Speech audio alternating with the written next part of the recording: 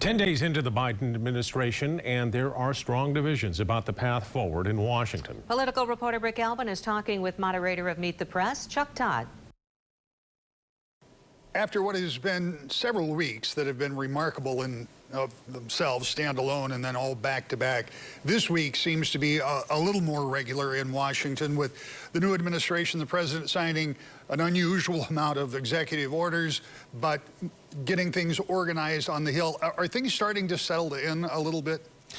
I would say yes and no. There certainly is a routine out of the Biden White House that is predictable versus what there was out of the Trump White House, right? There's, I mean, put it this way: I've yet to have to get up. I've yet to get up at 4 in the morning, look at my phone, and go, "Oh my gosh." There hasn't been any of those moments. But I don't think I would describe Capitol Hill as routine. I think the agita that sort of dominated life in Washington, that was rooted in the White House, is now on Capitol Hill. The relationship between congressional Democrats and congressional Republicans has never been good, but I'm out of adjectives to describe how bad it is. You talk about the divisions between the Republicans and Democrats, but even between Republicans and Republicans, we see considerable divisions. In our own congressional district here, we have 2 Republicans who voted to impeach the president over in the House. What does that kind of division do when you're trying, if you're trying, to get another stimulus package passed, the way we assume that President Biden will, sooner rather than later? Well, first of all, it's pretty clear they've decided to go it alone, and you know, whether that's giving up on bipartisanship too soon, or whether that's congressional Democrats pointing to the insurrection and saying, you know, how do we work? You know, I accept the arguments on each side about the finger pointing on bipartisanship to a point. But I do think the toxic atmosphere makes this stuff very hard.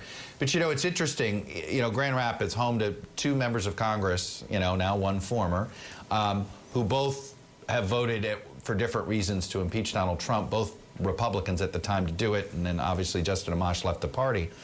But it actually is part of the problem the party's dealing with. You know, the Grand Rapids, those Republicans, suburban Republicans in general, the Chamber of Commerce Republicans, however you want to describe them, Bush Republicans, Ford Republicans, they're increasingly unable to be on the side of Trump on anything. And I think that in many ways, these members of Congress have reflected their district. But guess what? There aren't many districts that are held by Republicans that view Donald Trump poorly. And I think that's what's happening here. And I think that, you know, the question is, what happens to that small slice of Republicans?